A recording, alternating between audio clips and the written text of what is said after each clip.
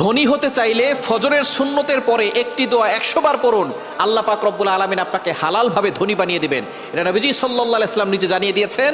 মুসনাদে আহমদের হাদিস, তাবরানী শরীফের হাদিস। নবীজি সাল্লাল্লাহু আলাইহি ওয়াসাল্লাম জানিয়ে দিয়েছেন চমৎকার একটি ছোট্ট দোয়া, ছোট্ট একটি বাক্য। নবীজি সাল্লাল্লাহু আলাইহি ওয়াসাল্লাম বলেছেন, এই সময় যদি এই বাক্যটা 100 বার পড়া হয়, আল্লাহ পাক রব্বুল আলামিন তাকে হালালভাবে ধনী বানিয়ে দিবেন। দোয়াটি করবেন কখন? ফজরের নামাজের সময়, 2 রাকাত সুন্নতের পরে, ফরজের আগে। মনে রাখবেন, আজানের পরে, একামতের আগে এই সময়টা আমরা অনেকেই মসজিদে গিয়ে চুপচাপ করে বসে থাকি। আপনি এই সময় আল্লাহর কাছে দোয়া করবেন। এই সময় দোয়া করলে আল্লাহ তাআলা সেই দোয়াটা কবুল করে নেন। আর দোয়াউ লা ইউরাদ্দু বাইনাল আযানি ওয়াল ইকামা, তিরমিজি শরীফের হাদিস, আবু দাউদ শরীফের হাদিস। আজান ও একামতের মাঝখানে দোয়া করলে সেই দোয়াটা কবুল ফিরিয়ে দেওয়া হয় না, সেই দোয়া কবুল করা হয়।